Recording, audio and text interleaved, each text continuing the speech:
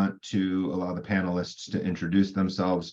And we will start with, if you don't mind, Bindu, who I see in the top right. Take it away. Sure. Well, my name is Bindu, and I'm a CEO at Flare Dev. And I have been doing marketing for almost over a decade.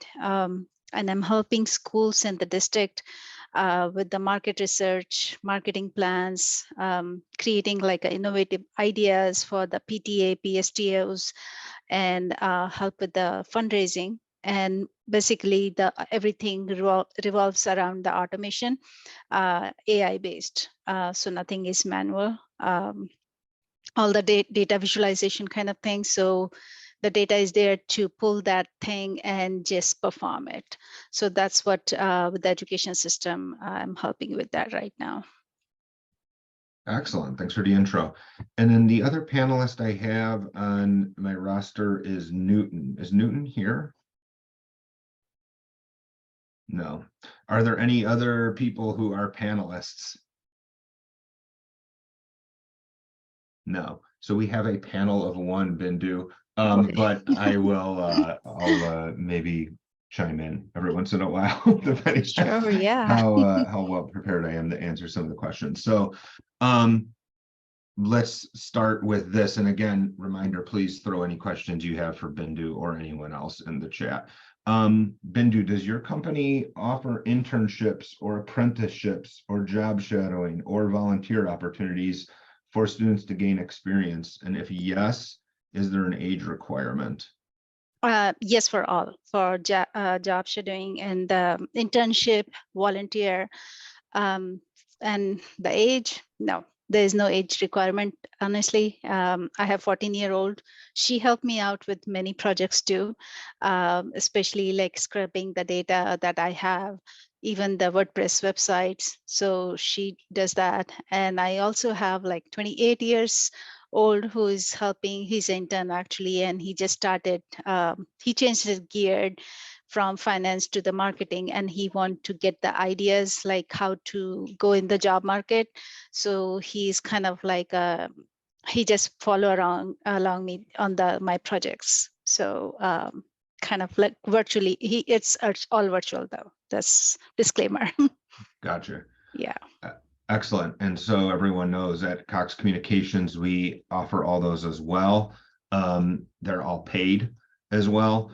And, you know, with Cox Communications, it kind of runs the gamut of more corporate office jobs to technicians, the people who go out and repair cable when it's down, or the people who will come to your house and install it and fix your internet when it's down, to construction and engineering. You know, we're building these miles and miles of fiber optic cables and broadband cables. So when there's a new development, a new neighborhood being built, we're out there making sure the lines are laid so that people have high-speed internet when they move into the apartment or house or whatever you may call it. So real gamut of jobs. Our company is, I'm blanking, I think 1,700 employees in the state of California and 18,000 nationwide. So I will drop some information about internship opportunities and job shadowing opportunities in the chat a little bit later.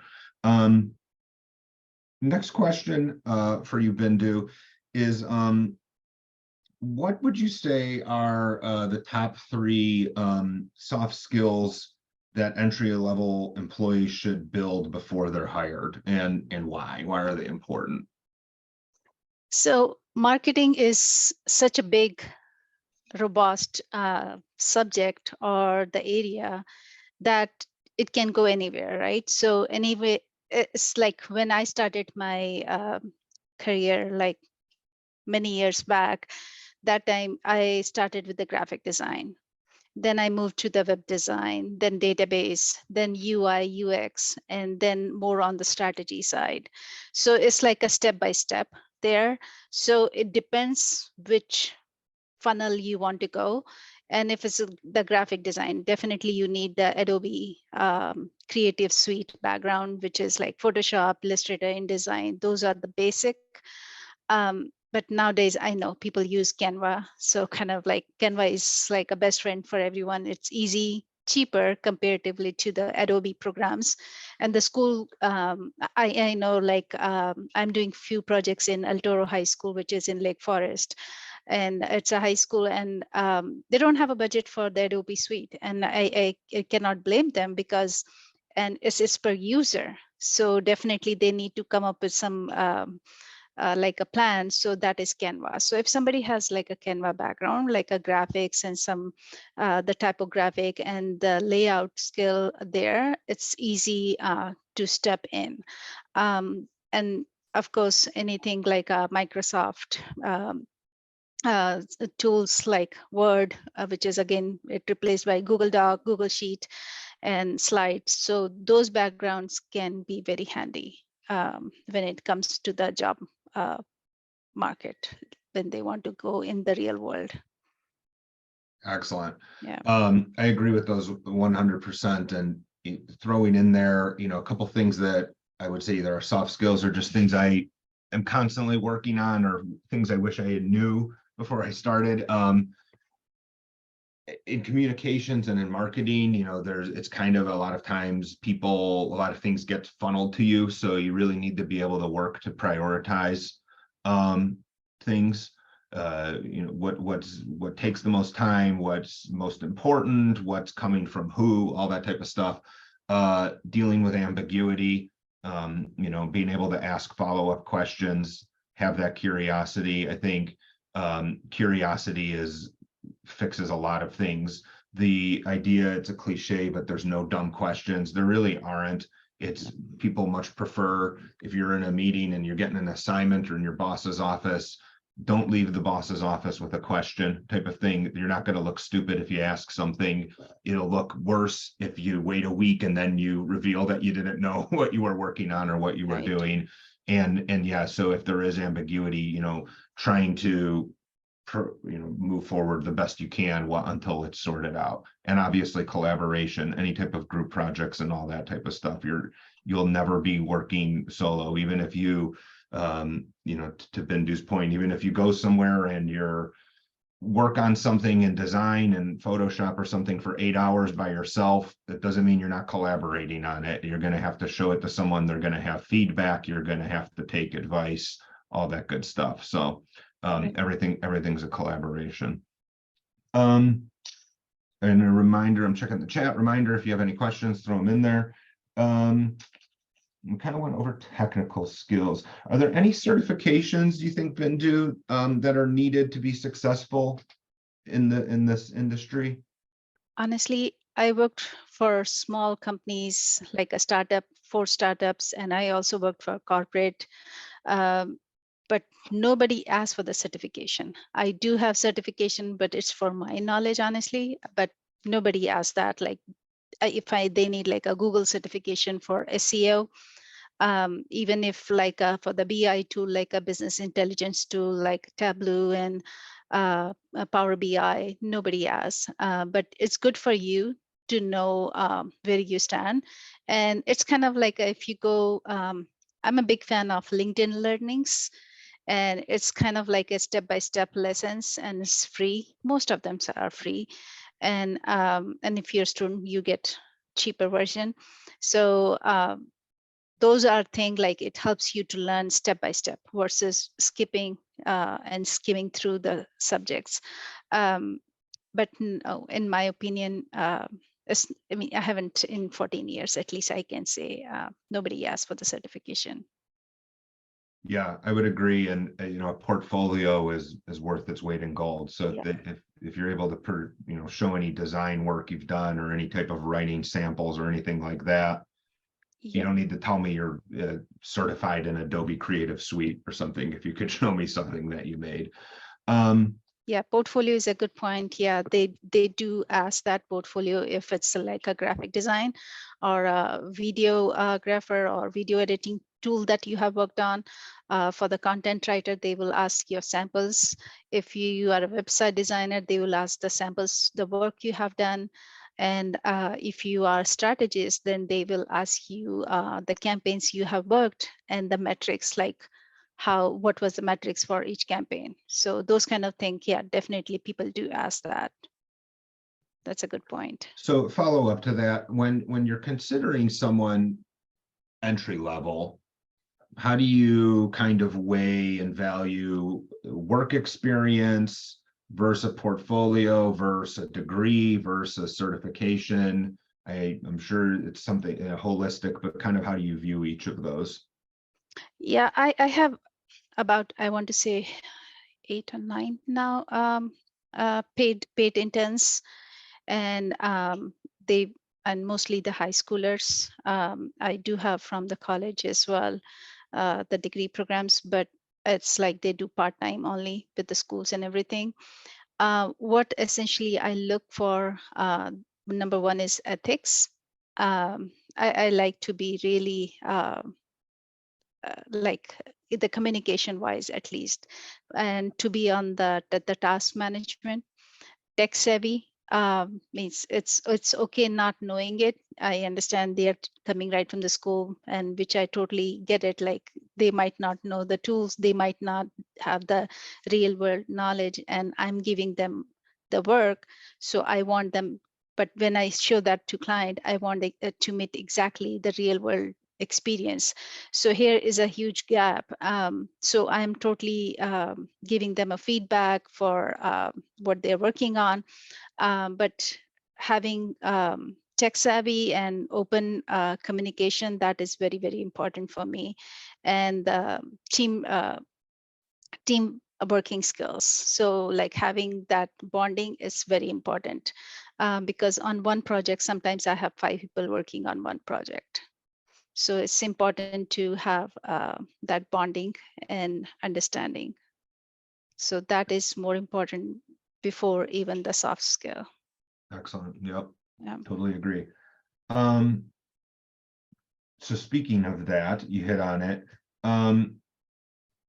What could be added to high school curriculums to better prepare students, or community college curriculums, or any curriculum? What could be added to get people ready? Um, in my opinion, the job shadowing is very good tool if somebody is interested in certain field in marketing itself. Like it can be anywhere in the graphic design, web design, UI, UX, and there are like a millions of the roles in the marketing, honestly. And if the college or the high school can give them the exposure, that would be amazing. And I understand that is not doable at one point with looking at the logistics, but they can have like a speaker or somebody from the industry who can come to the college or the high school, and they can spend some time. I know I worked with the IBM for certain project, and IBM had this program where you can just go to the school, and it was like a 1 week program. You go every day like 3 to 4 hours, and you talk about all the software skills, and it was amazing. And student, they got into it so easily, and they kind of motivated. They were very encouraged to do that. Not all kids, of course, but it helps the students. So and I'm sure that is kind of doable. I understand it's only doable in few schools, not all, but that'll be nice to have it. Sure. Excellent. Any questions for Bindu before I go on? Yeah. So I'm I do grilling you. have a link, by the way, in the chat window, that education, flaredev.com education. So I do have many like free workshops for the schools. And so if you see, if you want to see on, you want to join any of those workshop, feel free to join that. And I have 2 LinkedIn if you want to see my profile and join there. So very welcome there. Excellent. Thanks for sharing those. Mhm. Um, what would you say is the greatest area of need or an opportunity going forward for growth in this industry? Automation and Automation. AI. Um, artificial intelligence. That is something is going to replace everything, especially the coming generation, I want to say. That will replace most of the things. Um, and it used to be, if you recall, like we used to get like penny saver in our mail. Do we get it? I don't recall now, but we used to get that penny saver and lots of the flyers. Honestly, I never checked. It always goes in my trash, but I hardly see anything anymore. So from that world, the print, now everything is digital, everything, all the saving, all the discount, all the coupons and everything we have on the phone, right? But now the third, about in our lifetime, I feel like it will be everything be very psychographic data there. So let's say if I'm interested in AI, I will see only AI related stuff. And if you're interested in something, anything bike related, for example, so, or maybe space related, you might be getting only that information, right? And you might see already, like if you go on your Facebook, you will see exactly those kind of retargeting messages there. But now that AI, your data is all captured. So based on your data, you will be seeing exactly what you want to see. So things will change, in my opinion, now. By 2026, as we know, that things will change on the marketing scape a lot. You're trying to tell us that our Alexa and all the devices are listening to us? Oh yeah, yeah. Alexa, our phone, everything. Yeah. So definitely, they are all listening. Our, yeah, I have to turn off. Yeah, I used to. The other day on my phone, it says, "Oh, you didn't visit this place for these many days," and I said, "That's spooky." And yeah, because the Google is tracking you, right? It tracks you where you are going, and it tracks the pattern. Like if you go every day for dance class or every week, so that means you know that the Google is telling, okay, on Sunday from 5 to 6 you're at the dance class. Oh, why didn't you go today?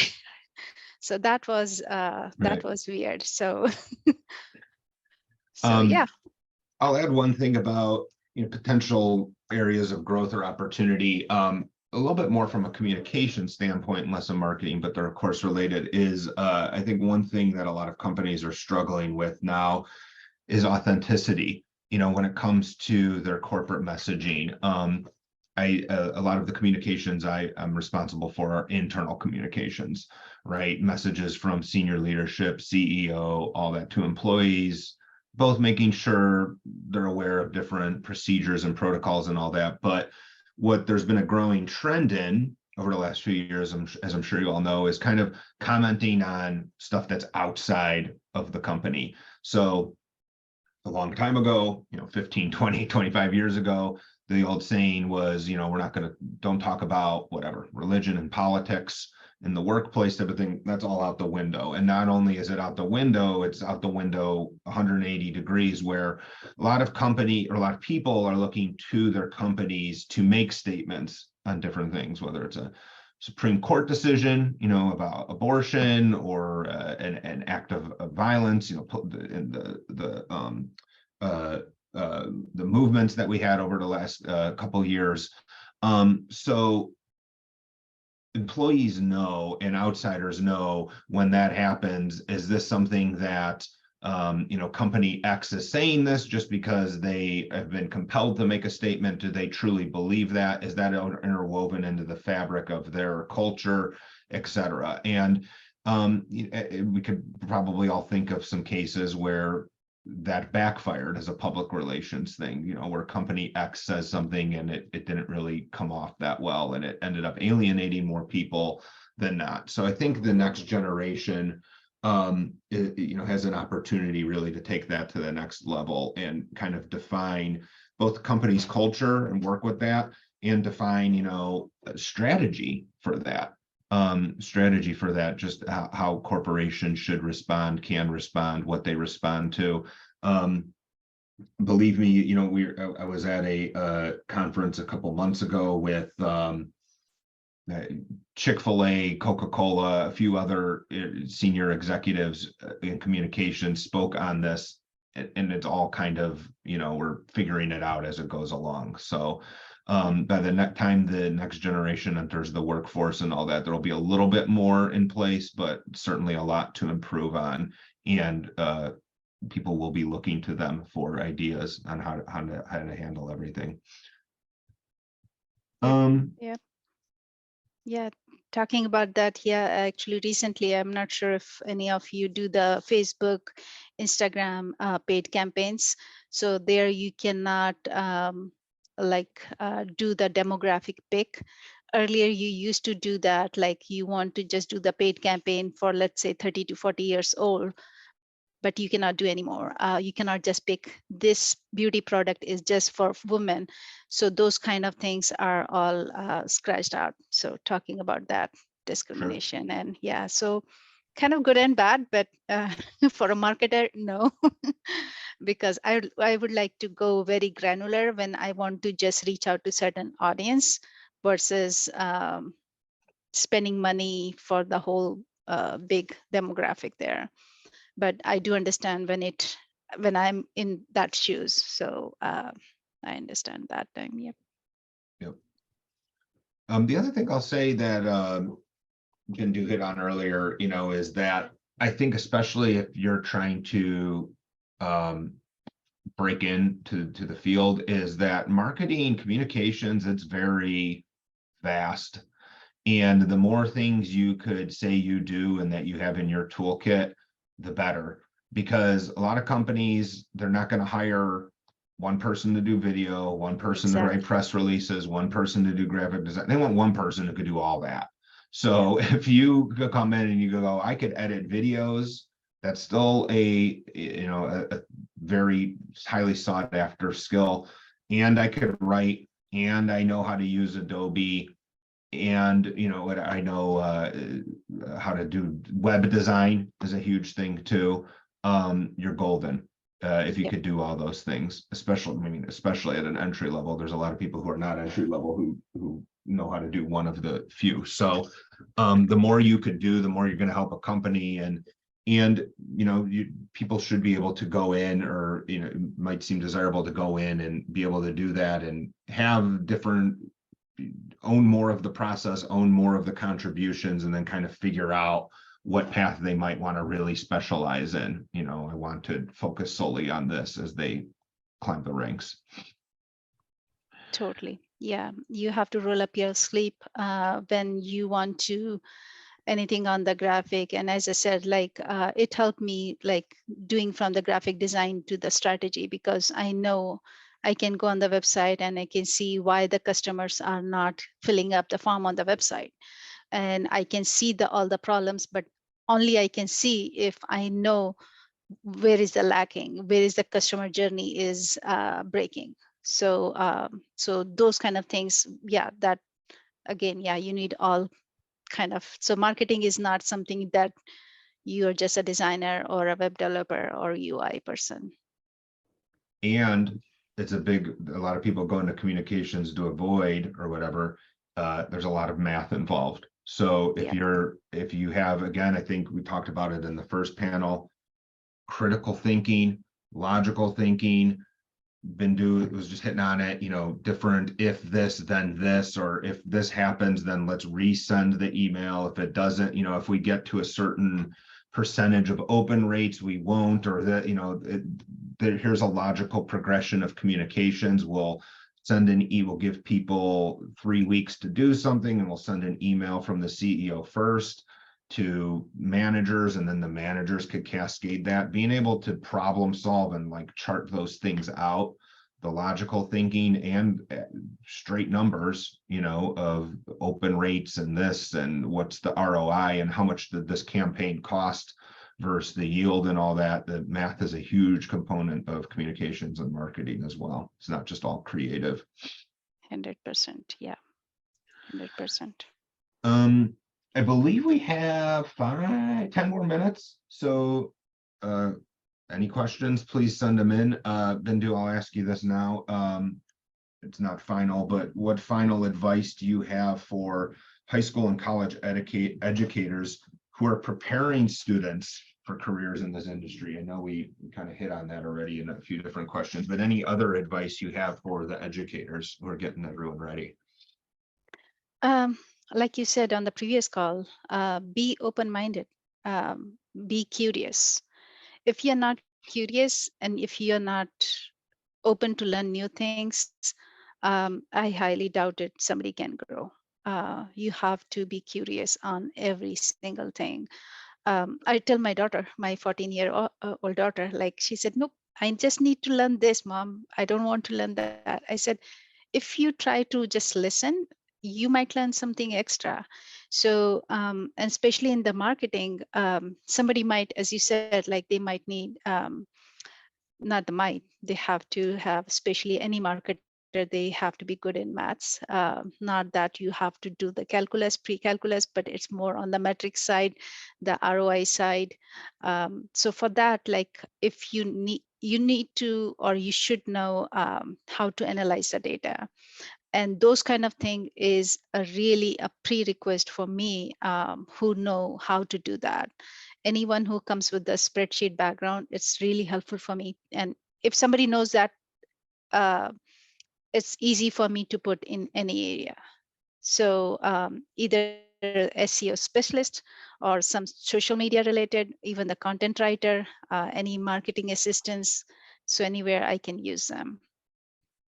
So yeah, so I would say being open, know the technology, because now it's more on the 3D printing, big data, virtual reality, cloud computing. So those kind of the new things, you need that knowledge too. So Nope. looking at, so if I have Instagram, I have all those subscription, or I follow those stuff, not the other, my friends, because with the friends I can talk, but those are the things I follow a lot. So that helps me to learn and keep up to the trend. Right.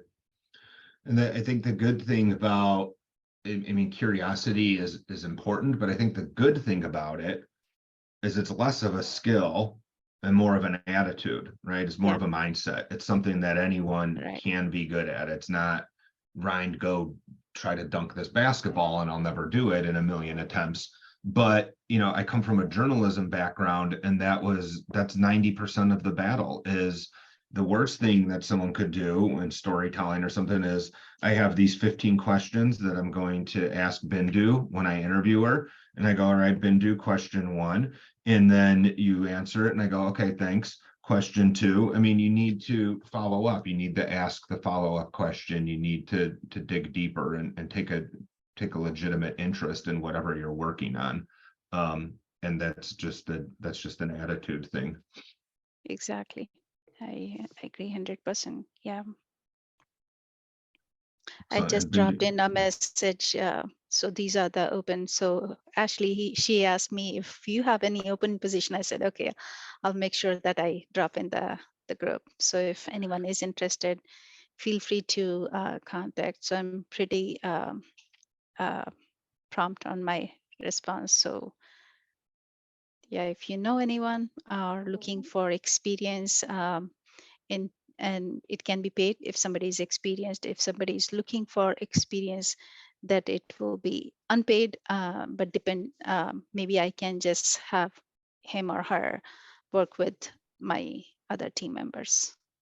and just to give a little bit more of a tease or insight into that, Bindu, maybe spend 1 minute going over each of those positions for everyone, not reading the full job description, but who would be a good fit for each of those? And what would you kind of be looking for? So on the SEO specialist is something, I'm looking somebody who has some knowledge of Google Analytics, Google Search Console, Google AdWords, and Google Tag Manager. So somebody comes with that background. So it means there are lots of AI tools that we can use and run the report, but I'm looking somebody who can scrub the data and analyze it on those segments. On the social media phase, I need not a model, like I'm not looking for like a pretty face. It's like more somebody who can communicate it better, um, the messaging wise. So it doesn't have to be like a model. And so it's like on the social media who is comfortable. So I will have some kind of like a little contact with that too, like something that what we post for the brand.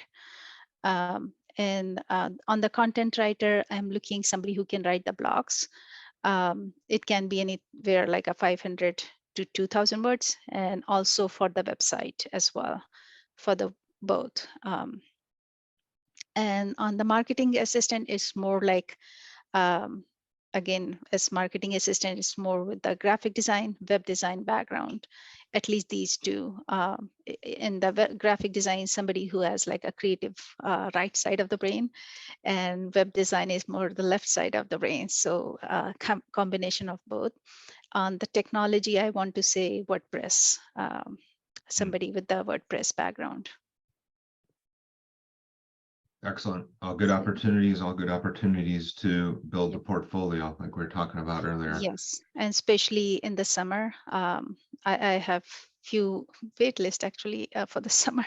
I wish I have more projects. So in the summer, they are pretty much very looking for like a full-time job kind of thing. Excellent. So that the social media face was not actually showing their face. They were just being the connection. It can be both. It can be both. So Yeah. they'll talk So and stuff on social media. yeah. So Okay. yeah, messaging wise, I usually work on the messaging wise, like a strategy, like what we want to portray for the brand. But I look for somebody who is comfortable putting him or herself on the Instagram or the Facebook, depending on the audience where we are targeting. But of course, it will be very professional. Yeah, so nothing. It can be just a face like headshot, just like how we are looking at each other. And So did you something, say yeah. summer is already full, so you're looking for spring? Yeah, spring. Yeah, spring is open. Yes, Okay. actually, yes. And in summer, I have some wait list on few things. Yeah, on few projects. And are you looking for high school or college, or you don't care? Any, it doesn't matter, honestly. It doesn't matter. There's no age of learning. Well, thank you for your Yeah. presentation. Sure. Thank you, Yeah. Bindu. You got the Thank you for spotlight. You got having the me. spotlight today. I think I And know you. I know we're closing in a minute, and in case Yeah. it's one of those situations where it literally shuts down and shoots us back to the other room. Thank you everyone for attending and for being here on a Friday evening. I hope you have a great weekend. Thank you, Bindu. Thank you, everyone. And yeah.